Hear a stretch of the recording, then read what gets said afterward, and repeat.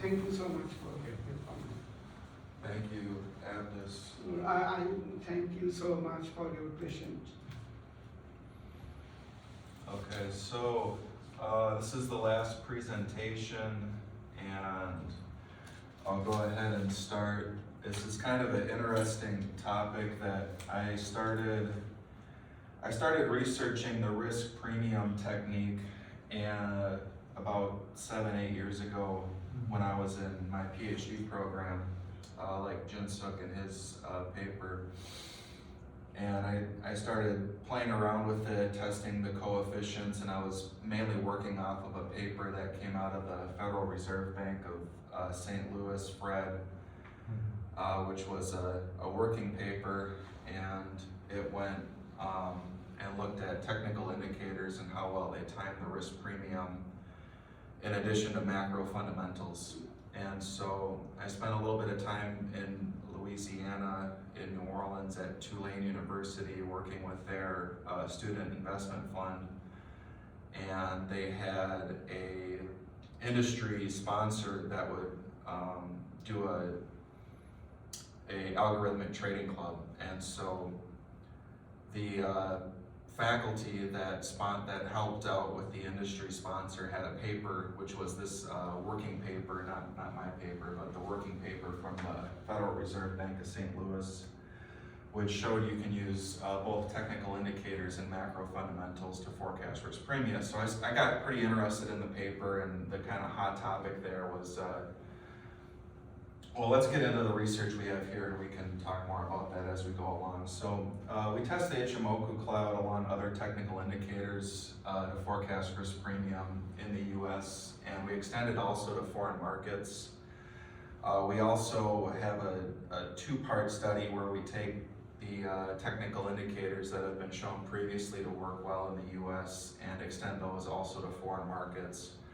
So the contribution is sort of twofold, where we're introducing a new indicator that can forecast risk premium well, and then we show that it works in the foreign markets, as well as extending the data on the old indicators to current and showing that it can also work in foreign markets.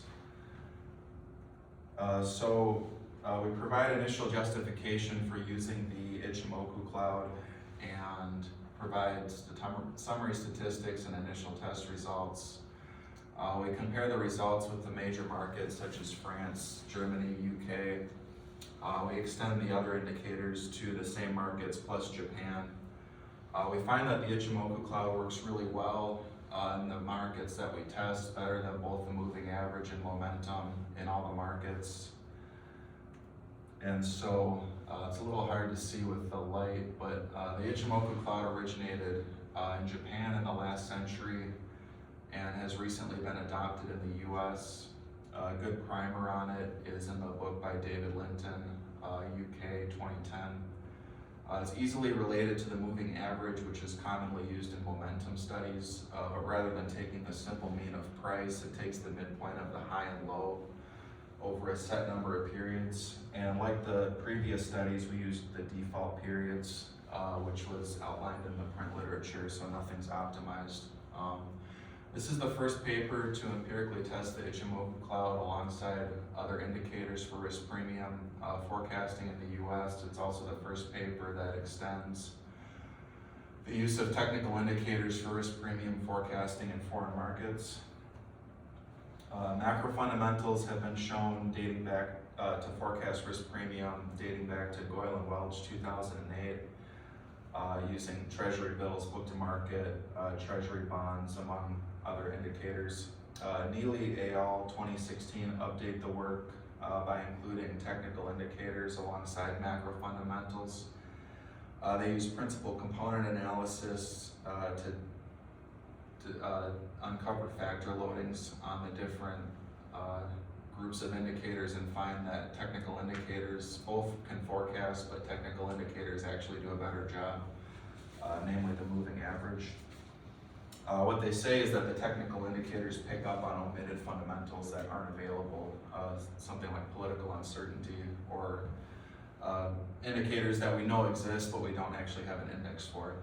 So the Ichimoku cloud has been more popular lately. It's been around for at least a decade in the industry as far as practitioner use and being available on professional charting services like TD Ameritrade, I think was the first one to introduce it in 2011. Recent academic studies have shown that it can be used to trade energy stocks. It can also be used as a trading signal on Facebook. Recent papers have also shown it has a useful short signal on monthly stock prices and can time the entry and exit signals inside of an asset pricing bubble. So the moving average in technical analysis studies dates back to the early 90s. Brock et al. 92 finds support for using the moving average as a technical timing tool. Brock showed that a trading range breakout can be a useful timing study. Also, Loma, Maskey, and Wang 2000 show a head and shoulders pattern, among other nonlinear chart patterns, can be used to forecast stock returns. They also show that volume is useful, and Bloom et al. Show that volume's been useful, and Lowe shows that simulated Brownian motion, which would be your random walk, does not find profitable entry signals using technical analysis, for whatever that's worth.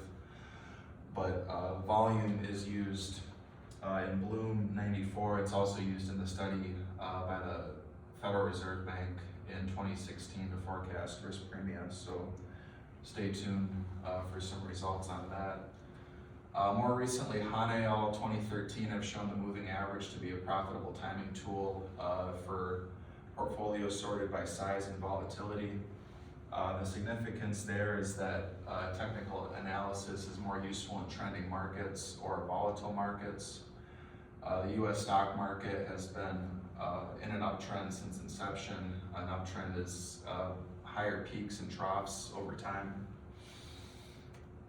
The framework that we use for this is a predictive univariate regression model where we have the next period stock return regressed on a dummy variable, which takes 1 or 0 based on the entry or exit in the market, and we capture the slope coefficient from that model. We benchmark on t-statistic, r-squared, and then we just address it over the different markets. And we use 1.65 as the cutoff for statistical significance by t-stat, and for technical analysis, an r-squared above 1/2 of 1% is deemed statistically significant. The moving average model, it's a simple mean.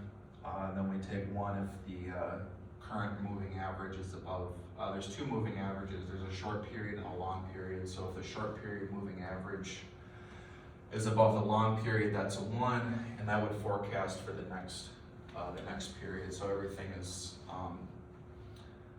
in real time. Ichimoku cloud is slightly different, where it takes the midpoint of high and low over default periods of 9, 26, and 52. It also takes the midpoint between the 9 and 26 period, which is outlined in the book by Linton, 2010.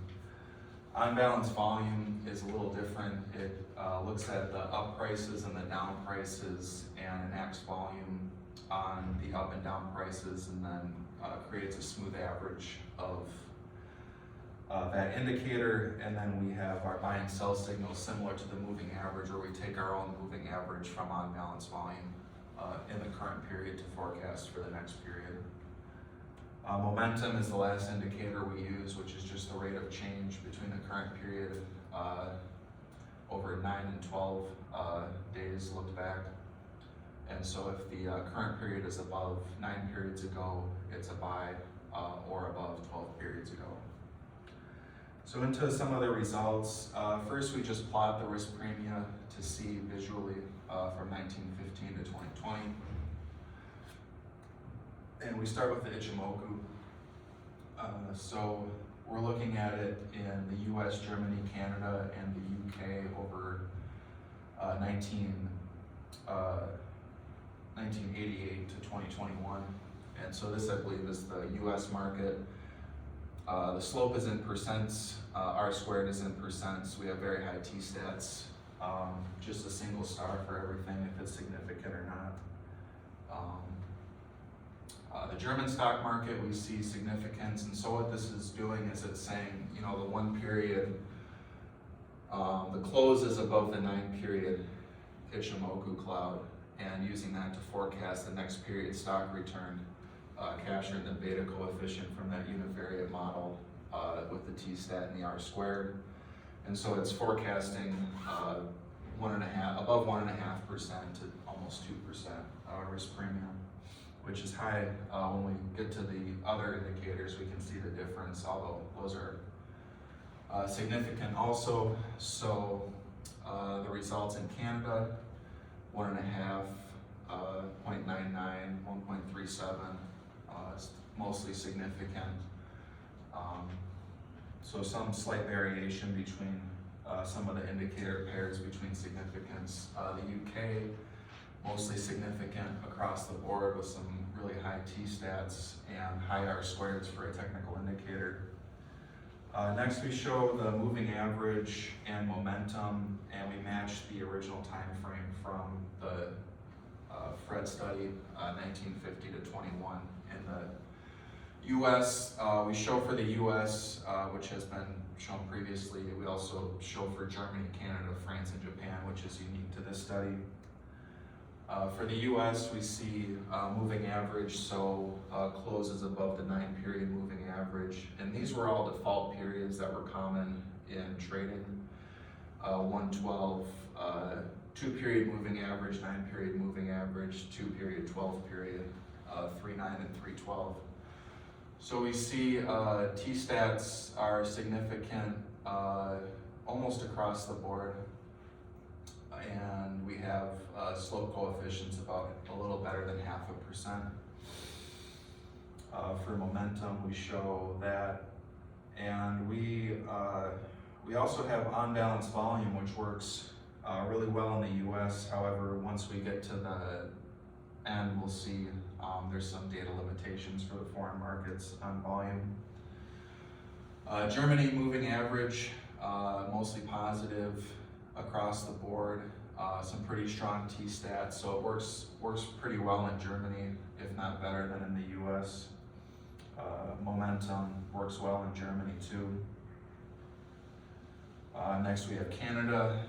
We show 2 occurrences of statistical significance, which would be up for discussion why it might work better in Germany than in Canada, while it works in the US.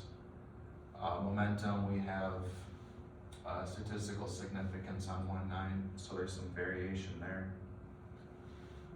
The UK, we show t-stats pretty positive, decent r-squareds. So there's some slight variation between the foreign markets and the US for sure on these indicators. The momentum works a little better in the UK than the moving average.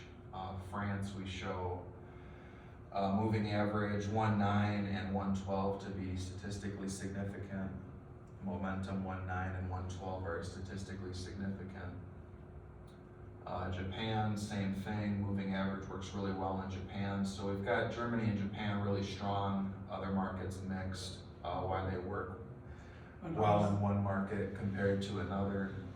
Momentum works well in Japan. So on balance volume, it's difficult to get volume data for the foreign markets presented here.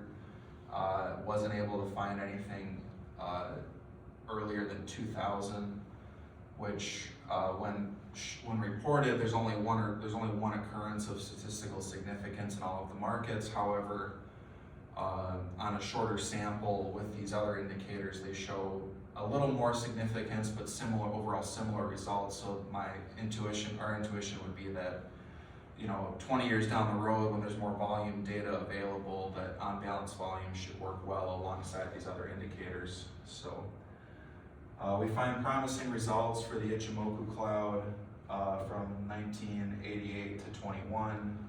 It extends well from the US to foreign markets. We also show that previous indicator studies shown in the US from 1950 to 2016 extend further to 2021 and also hold in foreign markets. There's data limitations on balance volume, and we would expect it to work with more data available. So we're a little bit early. We've got about 10 minutes. So are there any questions on this study?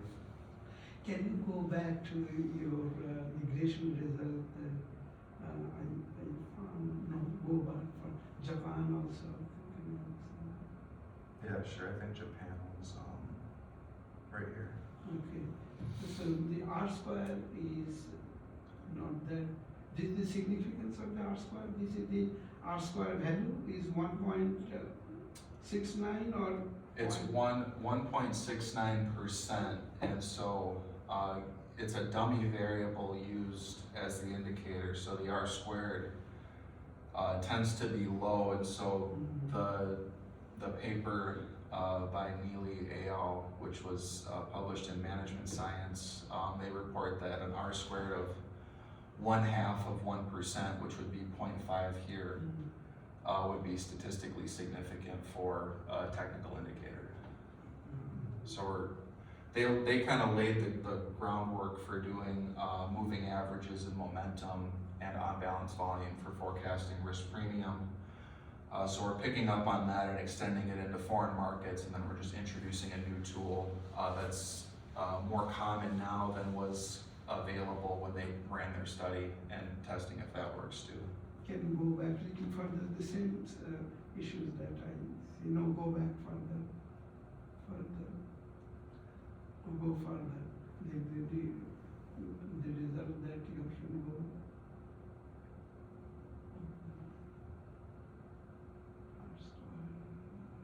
Someone is very low R square, but I see the explanation that here is one that you have seen that 9%, 3 point. Yeah, you won't find an R squared that's much higher than that for using because it's a 1 or a 0 on the right hand side, so it's just a low R squared. So they I guess to peel back the onion further, they may have a citation in there somewhere that discusses why they use 0.5%, and so that might provide more of an explanation. It's Neely, Rapak, Zhu, and Zhou, 2016, forecasting the risk premium, the role of technical indicators, which you can find online. You don't have to pay for it. It's in Management Science, but they'll provide the justification for the cutoff for the low R squared. So that's what we're using to benchmark, because they already paved the way for it. Good. Any other questions? Yes. Izumoku clock has been developed in Japan, or It's an Eastern tool which was developed in Japan, and it was used in the early 1900s for technical trading over there. I see. And the Western culture is the U.S. and as of the last decade have begun to adopt that tool. So I think practitioners are always developing and engineering new technical timing tools. Some of the popular ones, would be like a Bollinger Band. John Bollinger is the trader that came up with that, and there's other indicators like Williams Percent R, founded by Williams, and the Relative Strength Index, founded by John Henry. So these a lot of these guys are traders or engineers, and they're looking for tools that can time the market well. And I think they come up with new tools, and somebody somewhere, I know Linton is the main primer for the Ichimoku cloud, which is actually in the UK, but he's also a trader who picked up on it and provides the justification for why we should look at it, why we should use it, how it's similar to a moving average, and it's gaining popularity here but only as recently as maybe 10 years ago, when I was in my student investing club as an undergrad, we didn't have this tool. You know, we could pull up a charting platform, we could put a moving average on it, we could put a Bollinger Band on it, we couldn't put the Ichimoku cloud on it. Yeah, it is a new. It's a new tool, and you know, there's a couple papers that have studied it, so it's something interesting to pay attention to. Now it's, you know, if you type it in, you can find more like a print publication that might have an article on it, or an academic study, or plenty of platforms now have it to use. So it's a little more data intensive because it uses all the high, the low, the close. So yeah, open to any other questions, or email if you have questions or want to discuss. Yeah. All right. Thank you. Good, thank you. Do you have any card? So if I am interested to, this looks like it's very interesting. thing. Yeah. Do you have a card? And I'll email you. I'm kind of slim here with just my tablet and my phone. I didn't bring any. Can you give me your email address here? So that we- Yeah, no problem. I'd be happy to send you one of my cards. I can email one to you. Can you like, so it looks like it's interesting paper, you know. Ichimoku is 19th century, at least a little bit. So it's mluty@iu.edu. METHLU Yep. TRY EY. E. Yep. Okay. Does that work? Okay. Yeah, please email me. I'd be happy to talk to you about it. I think that concludes everything for today, so I'm gonna, should I leave the session? Yeah, just keep it Keep it going? Okay. Let me, I guess I should stop the share meeting. Right, right.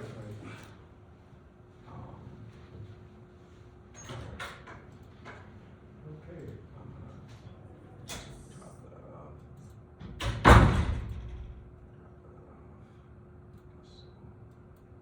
Thanks, appreciate it. Okay. Thank you, Matt. Thanks, Tyler. I think. Yeah,